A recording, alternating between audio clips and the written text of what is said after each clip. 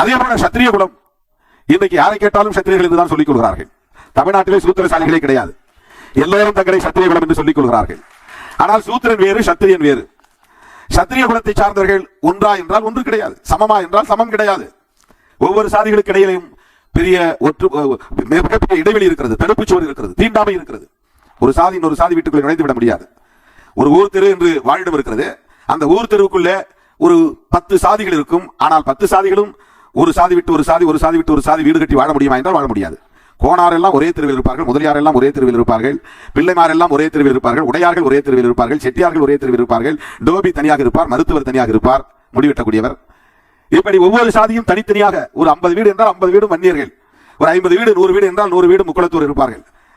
அதிலே 3 சாதிகள், வன்னியர்களே பல சாதிகள், முதலியார்களே பல சாதிகள். அதிலே கூட ஒன்றாக சேர்ந்து வாழ முடியாது. செங்குந்த முதலியார், கைகோள முதலியார் சரியாகத்தான் வெவ்வேறாகத்தான் இருப்பார்கள், ஒன்று சேர்ந்து வாழ முடியாது. இவ்வளவு பெரிய இடைவெளியை ஒவ்வொரு சாதிக்கு இடையிலும் தடுப்பு சுவரை ஏற்படுத்தி வைத்து ஒரு சாதி இன்னொரு சாதி இடத்திலும் போய் பெண் எடுக்கவோ பெண் கொடுக்கவோ முடியாது, கேட்க முடியாது. நீண்ட நெடுங்காலமாக இது நடைமுறையில் இருக்கிறது.